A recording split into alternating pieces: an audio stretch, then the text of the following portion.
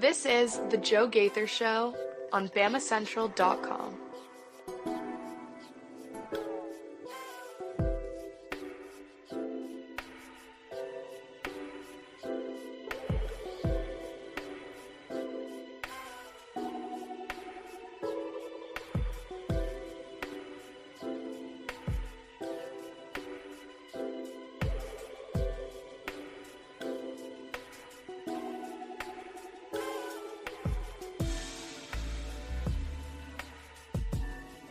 One, two, 3, 4, 5. How about that? Yeah. Every day is something new with audio and technical issues. You know, we're figuring it out day by day. Absolutely. So welcome in. This is the Joe Gaither Show on Bama Central and BamaCentral.com. Ooh, am I too loud or is that the background music? There's something. Oh, it's coming through your speaker. It's not coming through. That's what it is. It's coming through your. That's my bad. That's good. All right, there we go. Welcome in. It's a Thursday. All the connections are connecting. All the synapses are synapsing. It's a bye week, and we are maybe coasting our way through a bye week. But we got a lot of fun things to talk about today on the Joe Gaither Show. It is the Joe Gaither Show on Bama Central, BamaCentral.com, live here on the Bama Central YouTube channel, hanging out with our friend Mason Woods. You follow Mason Woods at MAWoods_. You follow me at Joe Gaither6. You can find all our social media machines at Joe Gaither6. We appreciate you subscribing to the show on Spotify, Apple Podcasts, or on Amazon, whatever your favorite podcast platform is. We're going to have a lot of fun here on a Thursday. It's a very special birthday.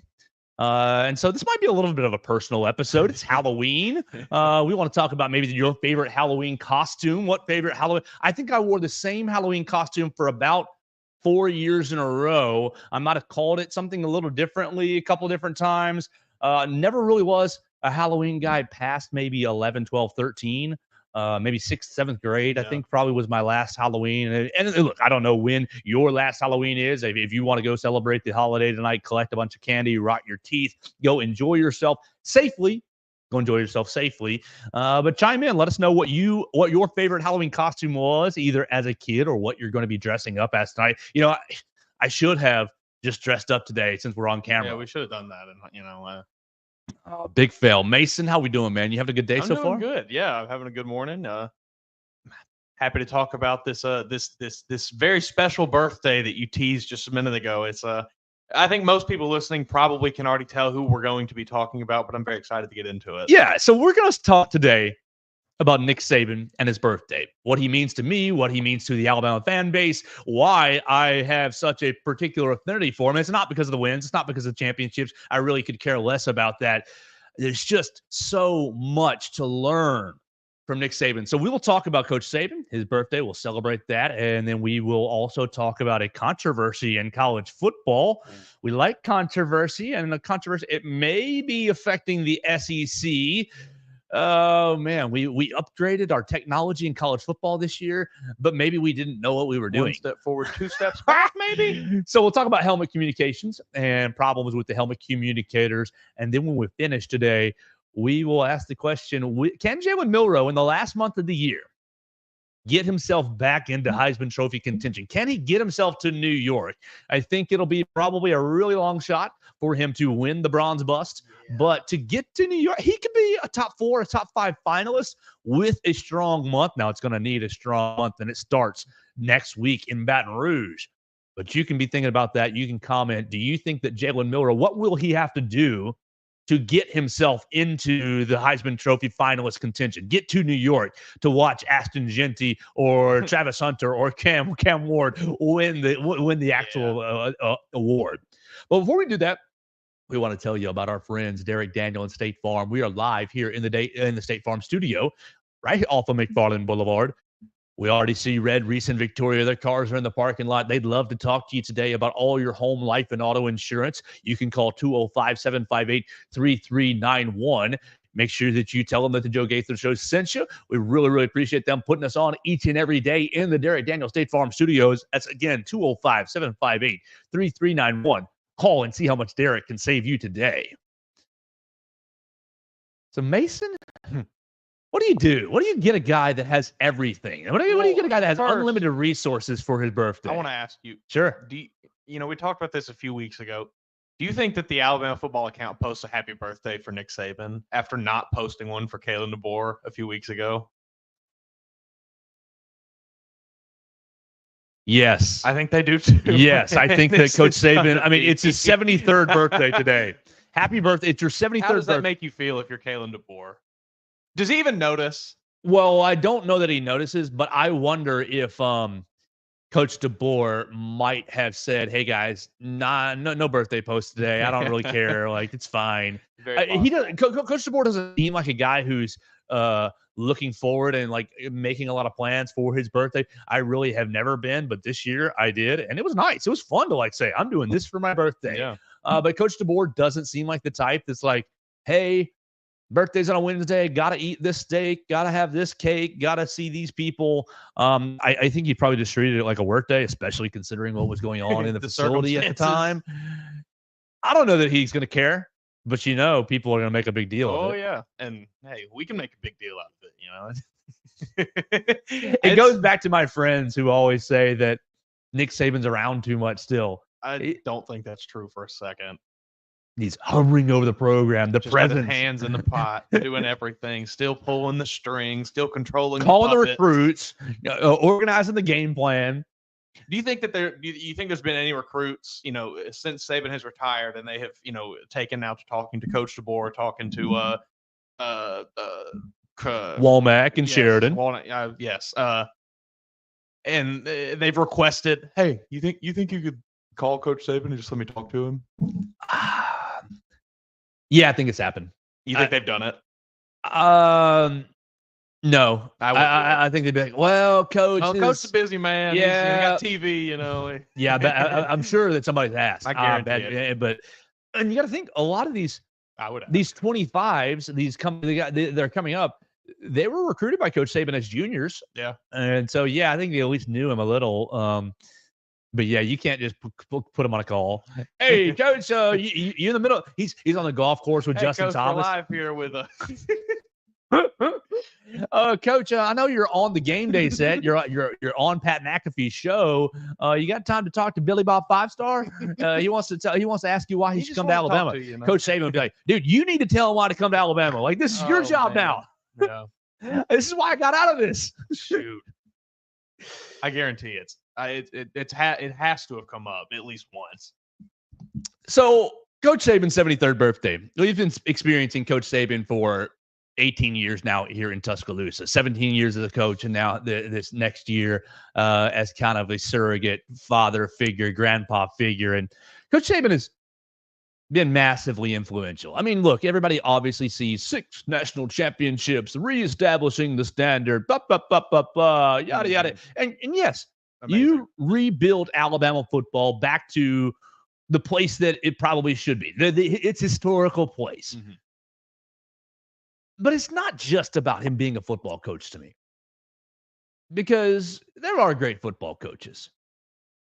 And one that just came to mind as the opposite end, Urban Meyer. You can have Urban Meyer here over 17 years.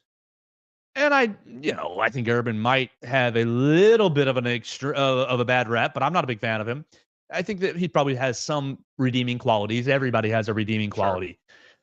Sure. Nick Saban, goodness gracious, how do I put this into words? Nick Saban, when I was growing up, I read Bear Bryant books because I wanted to be in coaching, and I thought, okay, you got to learn from the best. You have to, you have to figure out what made Coach Bryant tick, his character, his work ethic, this, that, and the other. And of course, Coach Bryant found competitive edges in recruiting, bringing in bringing in recruiting classes that were far beyond maybe what was reasonable. But Coach Bryant was the man.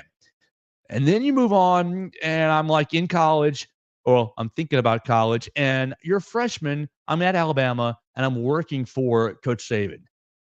And it's like a military complex in the football. Like everyone is on high alert at all times. And it was just like, oh, this is how you should be successful. If you want to be a man, 18-year-old Joe, you want to be a man, this is a man's man. And people at least at that time, 2008, 2009, 06, like in that age, Coach Saban, he's such an angry man. He's such an a-hole. He's such a mean person. He really wasn't. He really isn't. He never was to me in that year, and he never was to me in the media. He's just very focused. And I think that people misunderstand Coach Saban in a massive way, use the media as maybe his mouthpiece, and sometimes that rubbed some people the wrong way.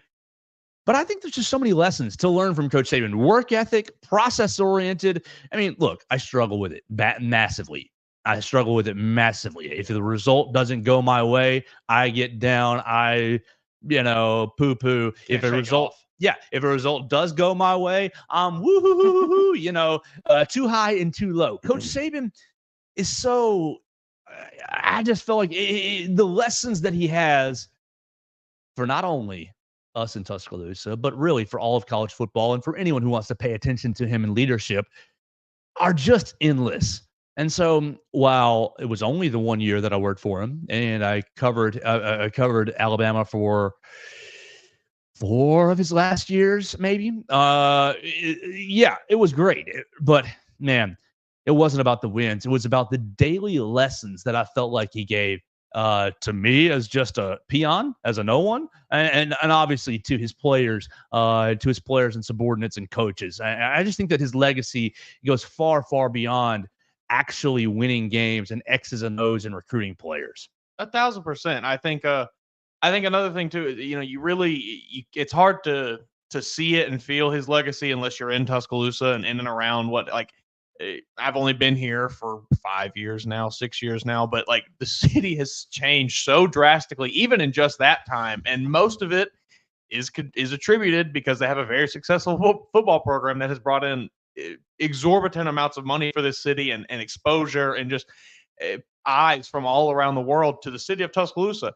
And he's done so much for the city. He built all kinds of things in and around town. He's donated money. He built houses for all these people. And he's just done amazing things. I think it absolutely goes way farther than just wins on the field and X's and O's. He is not just a football coach. He was an icon for the city of Tuscaloosa, for the state of Alabama as a whole. And is an icon. And just a leader. That's I take my own work ethic and I take my own processes and I think, okay, how can I make it better? How can I make it better? And you always listen to motivational speakers, this, that, and the other. And I pulled 3 clips, 2 leadership clips and 1 off the field clip because yes, football coach, A+. But I think as a leader, just unbelievably driven. And then he has a special quality off the field that I think that really not everybody knows. So let's just start real quick. Let's start with here's the shortest one. I was in the room for this day, but I used to hear the story as a freshman. They told it through Joe Kine. You remember Joe Kines, the old defensive coordinator who was the one-time interim coach after Coach Shula? The players that year used to tell me, Joe Kines would yell around, would run around the facility saying, everybody wants to go to heaven. Nobody wants to die. And so that's what this reminds me of. Everybody would like to be successful. Everybody's not willing to do the things you need to do to be successful. We had one speaker come here and showed the biggest tiger I've ever seen. Took up the whole screen. And he said, everybody wants to be the beast, but everybody don't want to do what the beast do. So if you want to be the beast, you got to do what the beast do. I had a friend this week challenge me. I had a friend this week say, Joe, you're not doing enough. You're not doing everything that you need to be doing. You think you've been doing good. You've been doing okay, but you can dig even further. You can go even further on your show, in your spiritual life, in your off the field life, in your home. You can clean up even more. You can go even further. And so I want to be the beast. I want to go to heaven. I want to do these things. I want to excel. But you got to pay the price. And Coach Saban always was conscientious. There's a price to pay. And if you want to be the beast, you got to do what the beast do. There was no instant gratification with Nick Saban. You had to work for everything. You have to work for everything that comes to you. And he showed that with the way he built his football teams, with the way they competed on the field, with the way they did things off the field, with the way he works off the field. It's just, That is his MO. You got to work for what you have. Absolutely. One more on the same theme. And both of these, Mason, I'm sitting in the press room for both of these.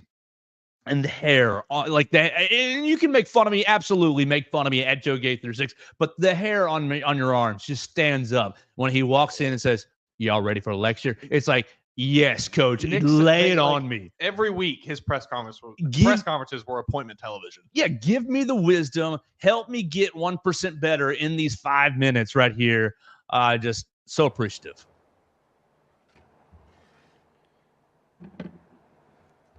Okay, y'all ready for a lecture? Talk about the importance of nothing. You get up every day, you're entitled to nothing. Nobody owes you nothing. You could have talent, but if you don't have discipline and you don't execute, you don't focus, what do you get? Nothing. If you're complacent and not paying attention to detail, what does that get you? Nothing. So nothing is acceptable but your best. So we need to be, everything is determined by what you do and you trying to be your best so that you can build on positive performance. So that, and that's the only thing, there should be nothing else, all right, but that, for everybody. So that's what we have to stay focused on. That's what we need to do. And, we got rained out today, so we had to go inside. And we need to not accept anything but our best in terms of what we're doing in preparation. Coach Saban, that was a lecture. He gave you a lecture. He said he was going to, and he gave you one. That was perfectly said. I think that is a prime example of this goes way farther than football. Everything he said there, you can extract it and apply it to your everyday life, and it's an extremely valuable lesson. Coaches, the struggle, Mason. It's not overt. I don't look at myself in the mirror and think, "Oh, my parents love me. I deserve everything. Oh, God loves me. I deserve everything." But it's an like, "Oh, I'm American. Gimme, gimme, gimme." Like we're in this gimme culture. We're in this instant gratification. Give me a result right now. And it's just important to humble yourself, I think, and really I think Coach Saban really does a great job of making you look within yourself. Am I really doing everything that I need to be doing to excel in whatever the goal is? Yeah. And I just appreciate him so much. And I appreciate him in another area. And maybe I appreciate him the most in this area. Because we see Coach Saban as a hard man. We see Coach Saban as a strong leader. We see Coach Saban as a winner. We see him maybe a little bit as a cutthroat competitor. But if you look under the hood, he is all that. But he is also big softy, a massive softy, and a loving heart. Coach Saban has loved his wife since 19, whatever. Many years. Yeah, they've been dating since they married in 1971. Thank you. So whatever that is, Matt, whatever that quick math is. And to hear him talk about it, he loved her long before that. 53 years or so, 54 years, right? Is that right? Of 60 something years. I'm not sure my math. I'm not a math major. 81, 91, 01, 11, 12, 53 years. I was right the first time. Nailed it. First try. I love my father, and my father honored my mom the entire time that I was in the household, and he still does today. And Dad, if you listen to this, I really appreciate you for that. I really do. But Coach Saban shows you. My dad was successful. My dad is in the TSSAA Hall of Fame for coaching, multi-time state champion as a track and field coach. So he was successful. That's not what I'm trying to say. I'm trying to say the massive success, the global success of Nick Saban. Nick Saban goes to Italy and gets Roll Tided. Like, people know who he is. The global success of Nick Saban. And people say, oh, cutthroat man, very focused, career-driven. But he's also career-driven, and he shows each and every one of us how to love your wife. Not married right now. Love to be in the future. When that happens, I will be really gleaning from Coach Saban. Coach Saban, you see him on College Game Day. You remember a couple weeks ago with the Georgia game. Miss Terry Saban, everything in that entire segment was about honoring Miss Terry, making her look good. And look, we can think about all the way back to 2006, 2007. They're down to the Miami Dolphins, and Coach Saban was all about making the Dolphins successful. I know I have some Dolphin fan friends who don't want to agree with me, but a lot of the stories, a lot of the information that I have, Coach Saban was all in on rebuilding the Dolphins. To his tenure with the Dolphins. Right. He was, I'm going to make it or break it as a professional coach. But he's got a wife at home who didn't have a role in Miami. She's grown all her life. I'm the coach's wife in a college town. I can go do charity. I can go get involved in the community. I can go really help recruiting. I can go help other, players' parents, players' wives, or, that sort of thing. She could be a team mom. Mm-hmm. NFL teams don't need a team mom. They're grown men. They're adults. They've all got wives. They've all got mothers. They're not away from home. They're professionals. She didn't have a role. She didn't really have a place.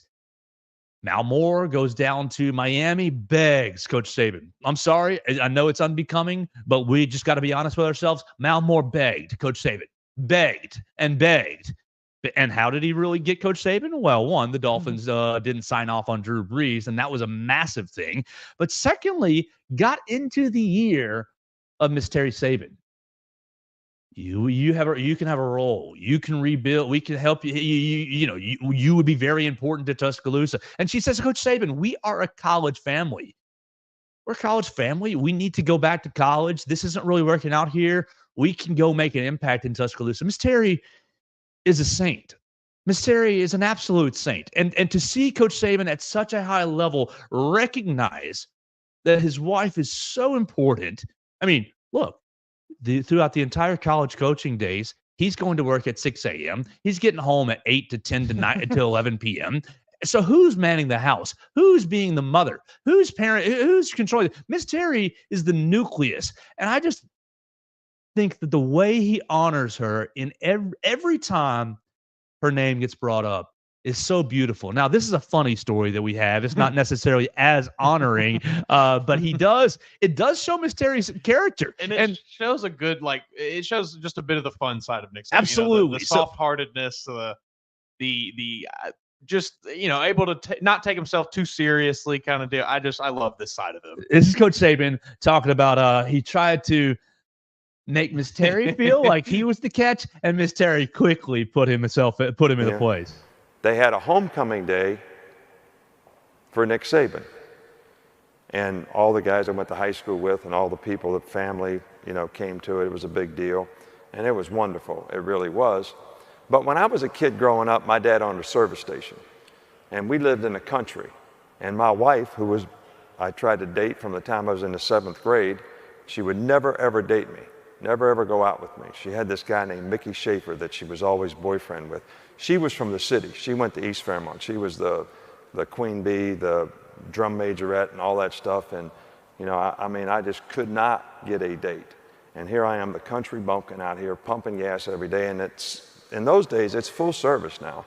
It's not like today. Somebody comes in, pumps your own gas, you collect the money. You had to clean the windows, check the oil, change tires, mufflers, grease cars. I was filthy dirty, black fingernails all the time. Could never get a date. So finally, when I got in high school, we were pretty good. We were just a class AA school. She went to a big AAA school, and we always played them, and we beat them like a drum. But she finally noticed me. And I finally got a date. And she had dated this Mickey Schaefer guy for like 6 years. So when we go back for this reunion, lo and behold, Mickey Schaefer owns a service station. And Terry and I have been married for 42 years, so however many that was minus 5. So I said, I am not going to miss the opportunity to do a drive-by.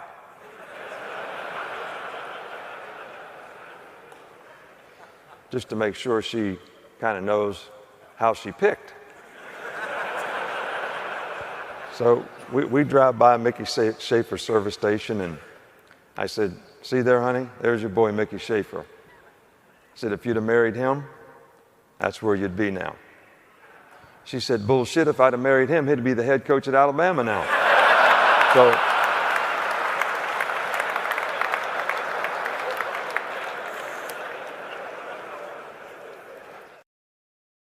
do you think Mickey Schaefer is a made-up name? I don't know. I hope that somewhere, Mickey Schaefer was just sitting at home and he saw somebody sent him this clip and he's just like, what the hell, man? Do you think Mickey Schaefer turned to his wife and be like, I see, come on, you got to pick it up. I could have married Miss Terry. Oh, man. That is one of the funniest. That might be the funniest Saban moment, honestly. I love it. I love it. Great. If you'd have married Mickey Schaefer, you'd be at this gas station. BS. He'd be the head coach at Alabama. Oh, I just love them. And I love, a couple of weeks ago, they were in Ireland, week 0. She's dancing on the college football stage with him. Everything.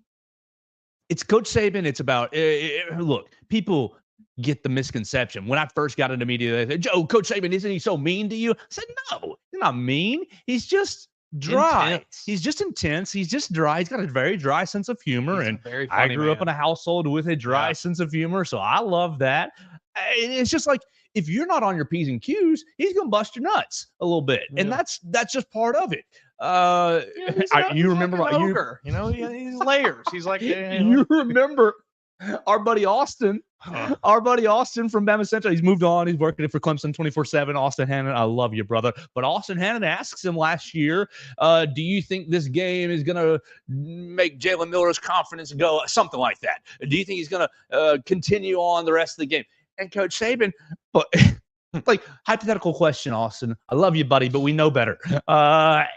He pulls the Coke bottle up. He goes, I don't know. Is this a crystal ball? Why don't you ask the Coke bottle? What does the Coke bottle have to say? Because no one knows what's going to happen tomorrow.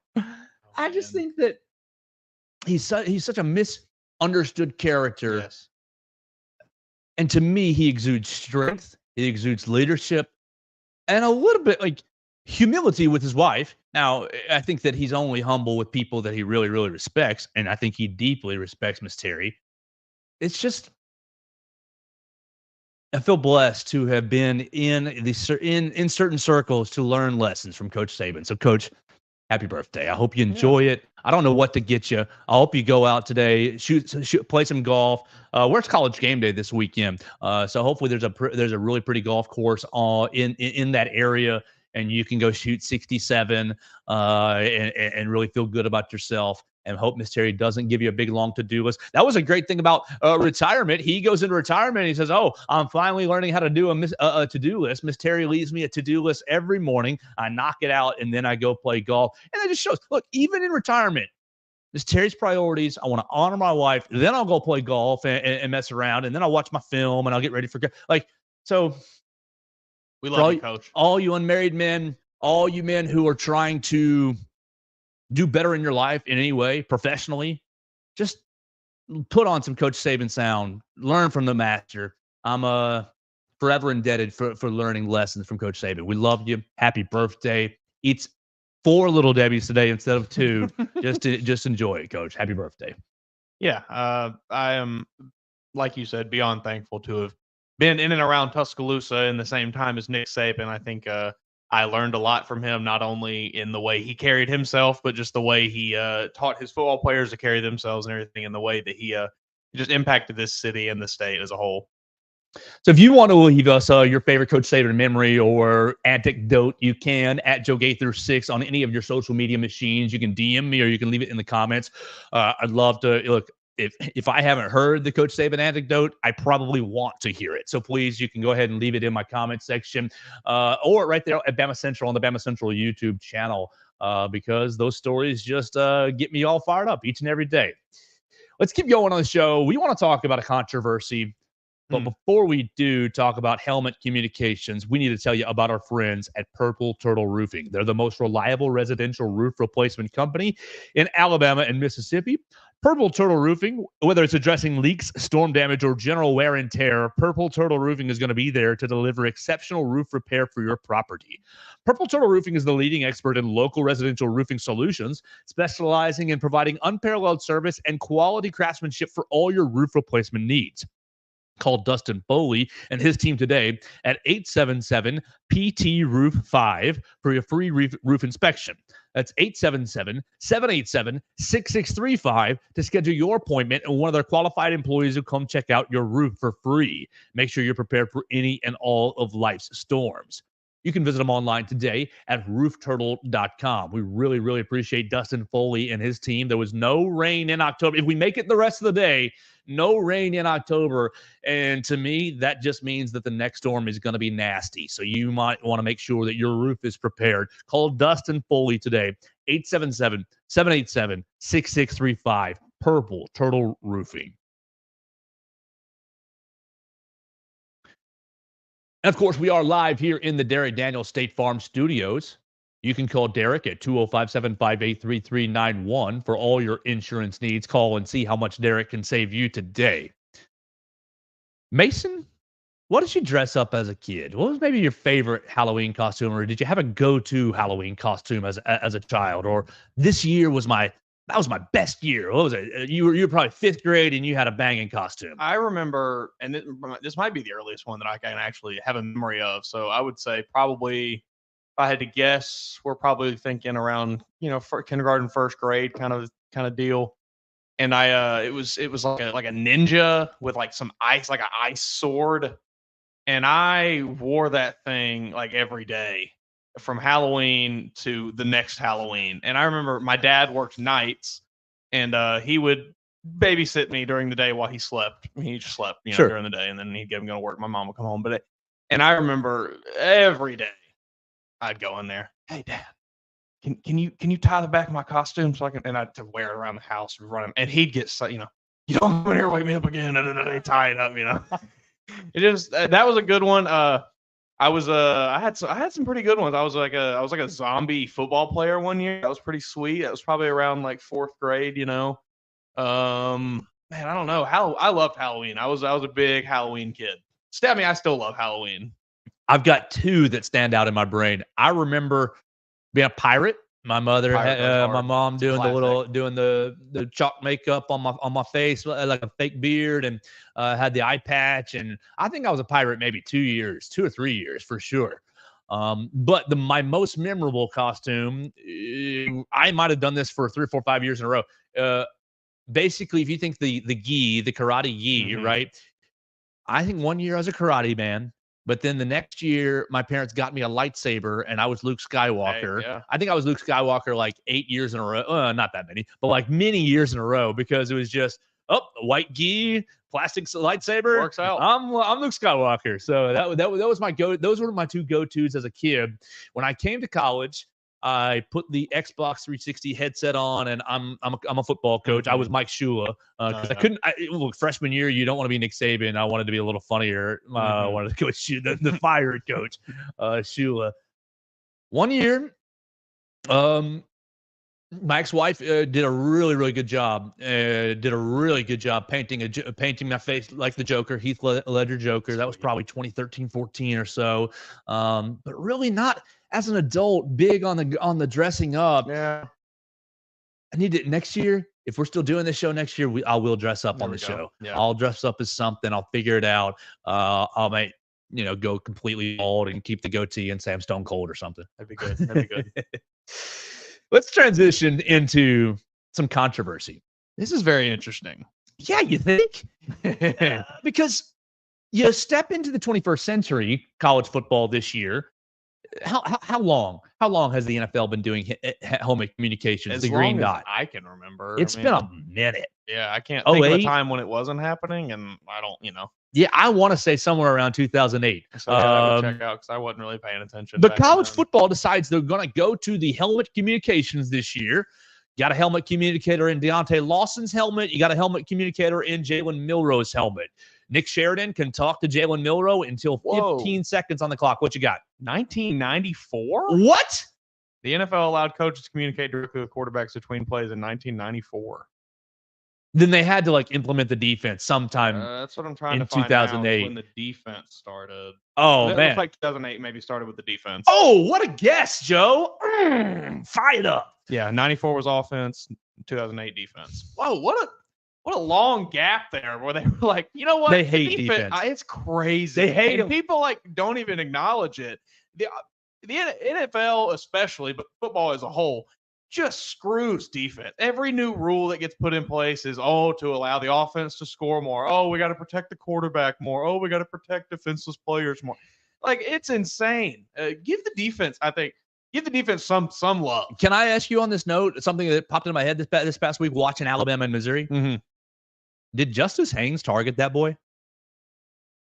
I mean, when's the last time you saw offensive targeting? You don't see it. You literally do not see it. It's not a call that happens ever. But really, yeah. Justice, and I asked Coach Gillespie yesterday, and Coach Gillespie really brushed me off. It's interesting. I asked him, do you have any concern with the helmet to helmet hit? And he goes, no, Justice knows how to run the ball. That's a good run. He just tough run. Like, he blew it off like it was no big deal. But look, that was a bone-breaking run. I guess it's hard to make the defenseless player argument when it's a player that's actively trying to make a tackle on someone. Sure, but he's literally. But Justice lowered his head right into he did. If a defender did what he did, that defender's getting flagged. Most likely. Exactly, and so it's not fair. Yeah, no, it isn't. And as someone who played defense very averagely, no offense for me, defense. Averagely, it makes me upset. It is upsetting. I think I would love to see some more rules implemented in the defense's favor. I don't know exactly what we need to do, but I'm sure if you gave me a day to think about it, I'd have some good ideas. I mean, the easiest one is like for the wide receivers, you can't have contact past 2 yards or whatever. You have pass a yard down the field. It's like, what?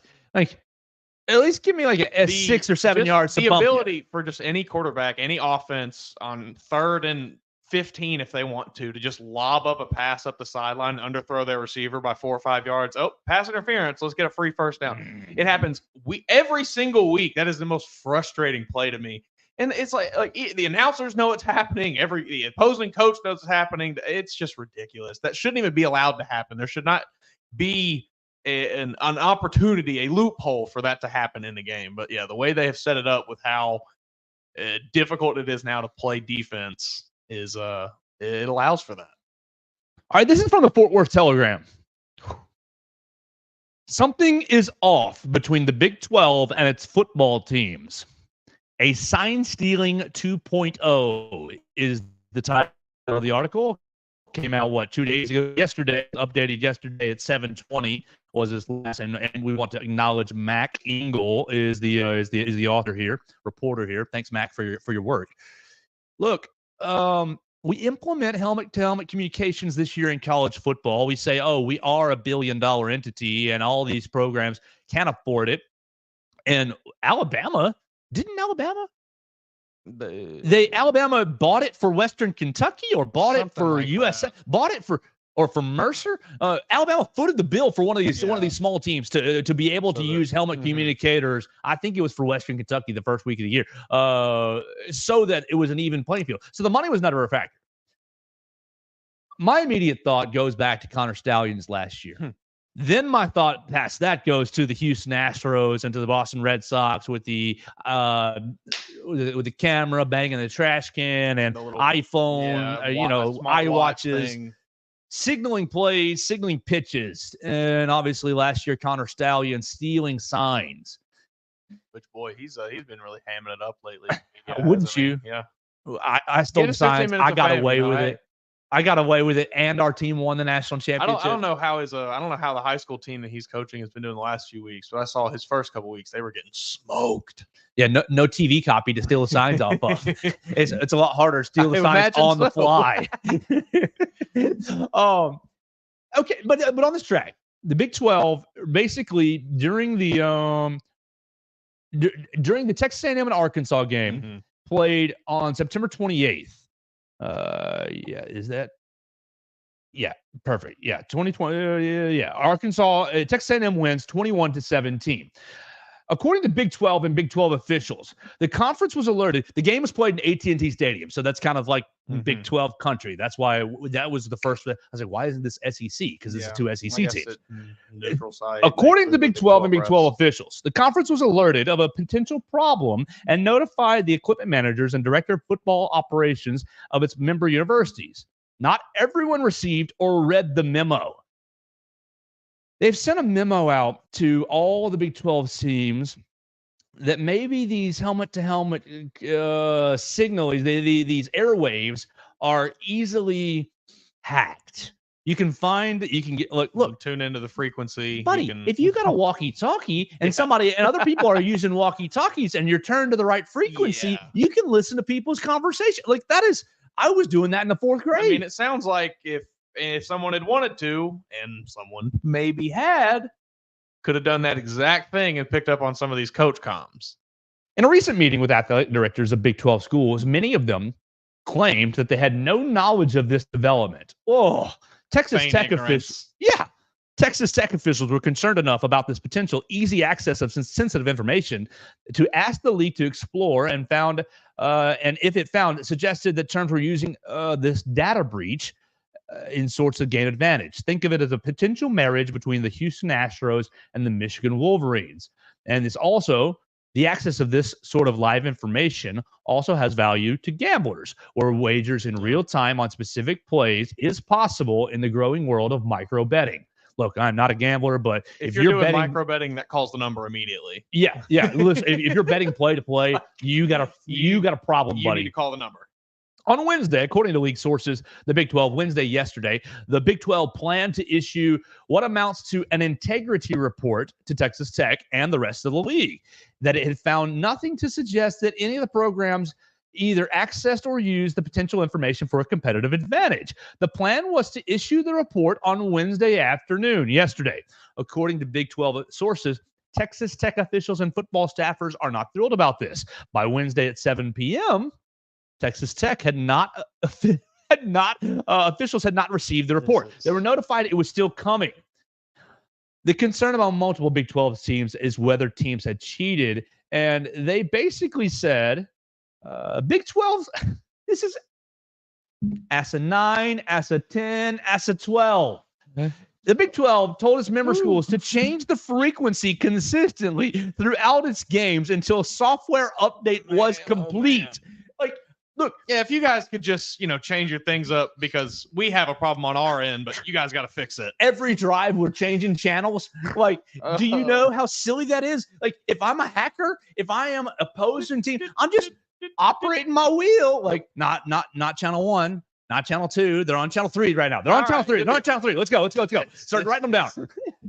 And then, it seems like, this statement that what is it? They found no evidence that it had happened. It's like, even if you found no evidence that it had happened up to this point, it still can happen. Like, it's not like the issue is still there. This is ridiculous. This company is, or the Big 12 or whoever it is, the company that manufactures the helmet, so nonchalant about GSC out of Wahoo, Nebraska, told teams that a software update was needed and coming to rectify the problem. Like, we didn't figure this out 6 months ago? Come on, what are we doing? So let's just make it right about us. If you're Kalen DeBoer, are you going into Baton Rouge with any sort of, like, buddy, we're going back, wristbands for everybody. We're going to have, 8 coaches on the sideline in different colored T-shirts. Yes. Doing like, it's time to, I love technology. Love it. It's great. You're watching us on technology. You're listening to us. I have been a big fan of the coach comms coming to college football. I think it's, it speeds everything up, makes everything a little more efficient, gives us some more efficient offenses and defenses. But you better believe if I could get access to Nick Sheridan talking to Jalen Milroe, yes. I am half tempted to just go post up, go drive to Baton Rouge and post up outside the stadium with a walkie-talkie and just sit there twisting it, just trying to find it. Those conversations between Sheridan and Milroe, or Womack and Lawson, because they're one-way conversations. Yes. It's just me talking to you. You're not hearing, like, Jalen Milroe can be like, oh man, I don't, like, I'm not saying he is, but like, Nick Sheridan could probably be the nicest person in his ear. Hey, Jalen, on this play, we want to we want to be looking for Ryan Williams on the flat route. Or he could be the biggest turd in the world. Look, mother, he could the entertainment value for one, but then just the competitive aspect. If you're like these play calls, the language, you start to pick up on it. Yeah. Like North, 75 power. All right, North is your formation. You're going in the 5-hole, power, you start to put things together. Mm-hmm. Like these coaches, you only have to listen for one drive, maybe two, and you've got it down. These coaches, like this is their language. Yes. And of course, it's not Portuguese to Spanish, but like it is, you can start to figure it out and start to, X wheel, Z cross, Y flat. Like, oh, well, Ryan Williams running the wheel. Yeah. He's running across. And like, this is bad, man. It is extremely bad. Because what do you do if you are a college football team? Do you just say, okay, we're cutting it off now? Because up to this point, I imagine you're very used to using it now. You've been using it for 6, 7, 8 weeks. It's going to be real hard to go Our back. guys have been using it since the spring. Yeah, exactly. It's going to be really hard to go back to doing normal signs, I would think, if you're this used to using. So I'm glad Alabama's in a bye week, and maybe if they're going to make that switch, they've got ample time now to implement a new sign system. But this is a big problem for college football. I think this is only the beginning of it. With the money being so high and the stakes being so high. I mean, look, the gambling aspect alone is those insanity. Michigan fans, they don't give a rip about Connor Stallions. They're celebrating a national championship. Yep. That's how every fan base will be. If you can, of course, Connor Stallions, disgraced. He's not really. And Harbaugh, they got away with it. They're all in, like, yeah, Harbaugh got to go. These lines are being blurred, and these people are intentionally trying to blur the lines because they're trying to find every competitive advantage they can. Yep. You cannot leave. Like, this is, what was the line? Duct tape on a cracked windshield. Like, yes, you're driving down the highway with a couple of strips of duct tape in front of you, but bugs are just flying. Like, it's ridiculous. I cannot believe that this isn't even an issue. So the update and really where you are, just to kind of leave this as a conclusion, is the communications company they're working on putting out an update. I believe, did I see Ross Dellinger? Because Ross Dellinger tweeted something, and I'm a big Ross Dellinger fan. Ross Dellinger from Yahoo Sports, right? He was with On SI, now he's with Yahoo, correct? Yes. Yeah, this is just something that even now, if like. Every coach in the country has lost trust with this company, even if some update comes out. Bruce Feldman, a hot story in the past 24 hours inside the coaching world. What is up with the tech issues with helmet communication? The Big 12 has instructed the teams to return their helmet-to-helmet communication equipment, sources tell The Athletic. Ross Dellinger. SEC, this is us, guys. SEC sent a memo today alerting these schools that they could, if they wanted to, send their equipment to the Helmet Comms company's headquarters in Atlanta to get them affixed with a firmware patch. League has reported no significant security issues with the equipment from the coaches. So Dellinger continues, just real quick. Yeah. Big Ten schools were alerted of the same during an administrative call earlier today. That's yesterday. And one more, SEC statement about the issue to Ross Dellinger. We have been aware of the issue and have stayed in communication with GSC, that's the company, the manufacturers, and our college conferences, as well as our schools. We are not aware of any instances of the system being compromised during games. GSC has developed an update to resolve the issue, and we have made all our schools aware of the ability to update their systems at the time of their choosing. Mason, why would they be aware of breaches? If I was able to hack Missouri last week from the Alabama press box, there ain't no way I'm letting anybody know that. No, I'm Coach DeBoer. Coach. Guess what I found, Coach? But that's as far as it goes. Yeah. Like, and of course, loose lips sink ships. If you tell a secret to more than two people, it's going to get out. But I think that when there's a competitive advantage here, hey, did Billy hack it to Missouri's comms? Are we getting their play calls? Oh, Malachi Moore, they're going to run a post right up the right. Like, he threw that ball right at Malachi Moore. He was waiting on it. Oh, gosh. Not to suggest that anything was happening, but, like, you wouldn't know. No. You'd have to do what you, like, you would have to, like, how did Connor Stalions get exposed? Ohio State kept saying, this is a problem, this is a problem, this is a problem. And then more teams, I think they have our signs. The right I think people in the right circles kept talking until it was enough people talking that it came out. Unbelievable. It really is insane. Praise the Lord for a bye week. Yeah. And I don't like because if you were playing a game on Saturday, yes, it's high priority, but do you have enough time logistically to get your equipment to Atlanta, get it patched with an update, and get it back? If you're playing across the country, I don't think so. Nuts. Because you also have to think, like, logistically for this company, this is a nightmare.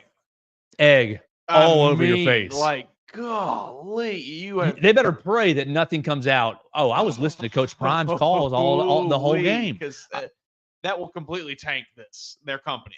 They will be forever known as, oh, you remember when college football tried Coach Com? You remember what happened? Like, you think that's why Indiana's 8-0?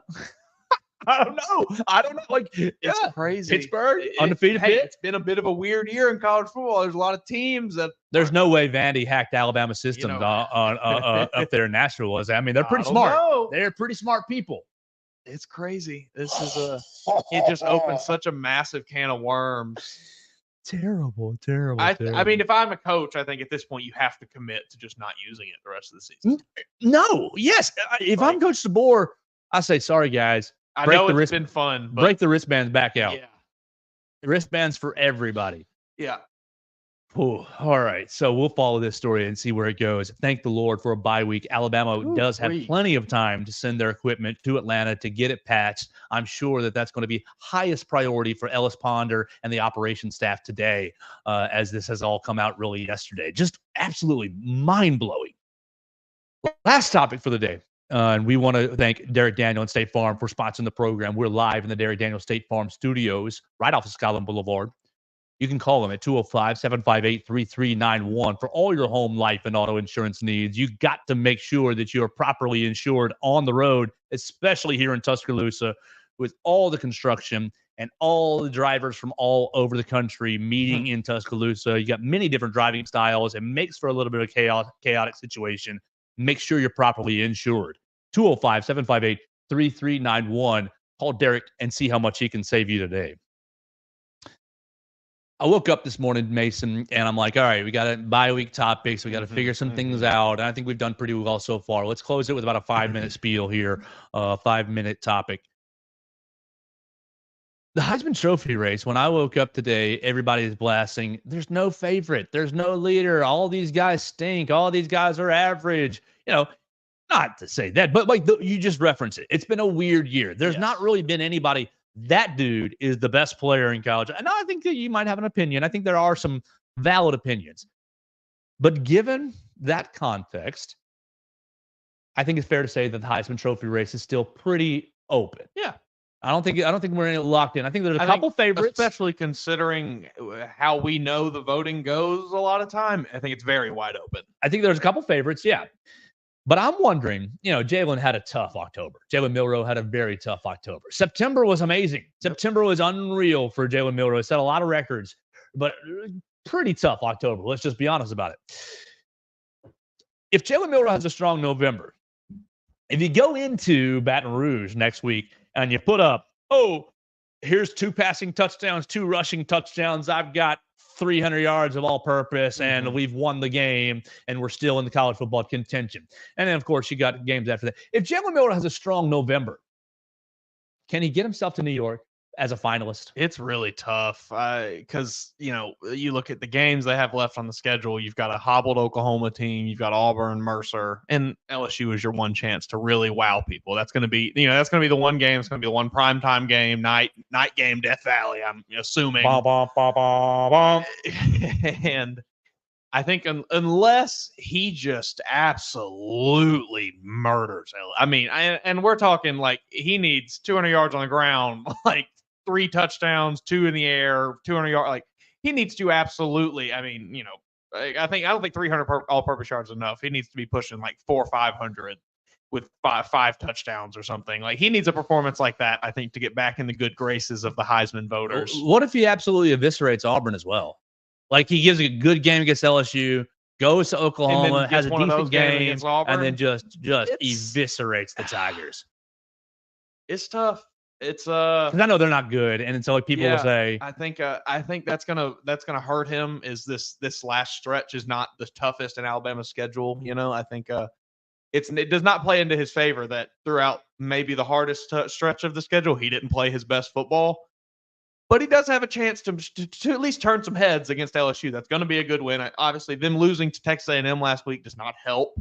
But they're still going to be a ranked team. It's still going to be a ranked matchup. Still has a chance to be a ranked win on the road. So I just think this might just be a year where we see 3 invites though, and those are pretty obvious. You want to? What do you think? Yeah, I mean Travis Hunter, Ashton Jeanty, and Cam Ward, and they're not going to screw Ashton Jeanty by not inviting him, are they? No, not a chance. Because like that's because Boise State they're at least in the conversation. They're in the conversation for playoffs. If they had 4 or 5 losses, we'd maybe be having a different conversation about that. But they're in the conversation. People are talking about Boise State. I think he's absolutely a finalist. That's my biggest concern for him is that people are, it's just Boise State, and you've had him or Travis Hunter. He's got to be in New York. Yeah, I think he is. I think you at least see Cam Ward, Ashton Jeanty, and Travis Hunter in New York. I think that 4th spot, though, is kind of just up for grabs. Isn't didn't I see Dylan Gabriel was the overall favorite today? Heisman Trophy odds. I think I saw it. Yeah, it was Dylan Gabriel. Wow. Now, Dylan Gabriel, Travis Hunter see major shifts. This is about 17 hours ago. Oh, buddy, I thought I was logged into that, but I guess I'm not. 2 days ago, betting favorite. Yeah, here we go. FanDuel. We'll just play. I think when you look at what, at least Travis Hunter and Ashton Jeanty. Travis Hunter's plus 200, okay. Dylan Gabriel 250. So second. What? Cam Ward 300, Ashton Jeanty at 450. And then you have a massive drop off to everybody else. It's Kate Klubnik at 1,500. It's Carson Beck at 4,000. No. Where's Jalen Milroe? You want to place a bet on Jalen Milroe winning the Heisman Trophy? You get plus 6,000 odds. $1, Bob. Wow. $1, Bob. That's pretty wild. Yeah, I mean, I'd do it. I'd lay it down for $1. Hey, $1 Bob on Jalen Milroe. Look, I'm not going to sit here and act like I've watched all of Oregon's games this year. I know Dylan Gabriel has put up some gaudy numbers in some of these games, but I know their offense has also looked pretty stagnant at times this year. They've not really been able to finish drives, I think, a lot. He's put up big numbers, but hasn't really had the touchdowns, I think, sometime to show for it. They've been in close games with some teams they really didn't have any business being in close games with. I don't know. I think maybe that's a little bit of just quarterback that plays for a big undefeated team bias. That annoys me. Yes. That really annoys me. I think personally, I don't think you can give it to anyone other than Travis Hunter or Ashton Jeanty. I think one of those 2 players, and I am fine with either of them winning it. I think it has to be one of them. You look at what Travis Hunter's done this season. He is averaged, I think, over 100 receiving yards a game and played every defensive snap for his team. He's won an offensive player of the week. He's won a defensive player of the week. I don't know who the last player you can say that did that was. He's insane. Like, he is. If the award is for the best football player on the field, Travis Hunter is the best football player on the field. Ashton Jeanty might be the best football player. Like, it's not Dylan Gabriel. It's not. I like Cam Ward. It's not Cam Ward though. It's one of those 2. I'm with you on Travis. Like the two-way ability. I go back to a conversation I have. I love my buddy Taylor to death. And Taylor, if you listen to this, I love you to death. But he's a Tennessee fan, and he is adamant. They screwed Peyton Manning in 98. They screwed 97. They screwed Peyton Manning in 97. And I'm like, buddy, Desmond Howard played on offense, played on defense, and special teams. Like, and they won the national championship. Yeah.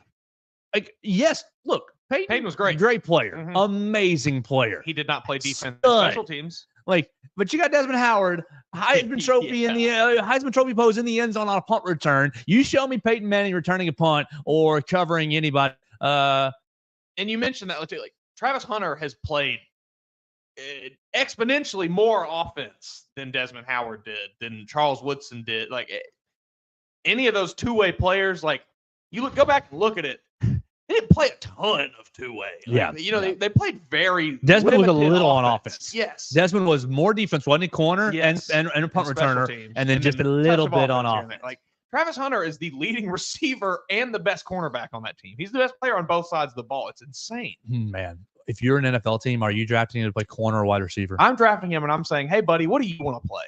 We need you to play both. We'll pay you $100 million. I'm both. Letting him take his pick. All right, we're gonna be done for the day. That's been it. We want to say happy birthday again to Coach Saban. Thank you so much for the content, but thank you so much for the lessons as well. Happy 73rd birthday to Coach Saban. You can let us know your favorite Coach Saban moments or memories in the comment section at Joe Gaither 6 or at BamaCentral. I thank Mason Woods for joining me today. Make sure you follow Mason Woods at MAWoods_. We will be re-recording All Things Bama tomorrow. We didn't love the audio. We're going to be talking about the Memphis scrimmage on Monday, the basketball Memphis scrimmage on Monday, and we will kind of set up Monday's opener, this coming Monday's opener against UNC Asheville. So make sure you check out All Things Bama for that. If you want to see a different side of me, since we're at the very end here, I do record a Chicago Bears podcast once a week, Believe in Monsters, and we got very, very animated, as you can imagine, yesterday. Much different language barrier, I will let you know that. So if you're not interested in that, that is A-OK. But if you want to see me lose my mind in a different way, you can look up Believe in Monsters podcast. So we'll get out of here for the day, and we'll be back with the Football Friday tomorrow right here on the Joe Gaither Show on BamaCentral and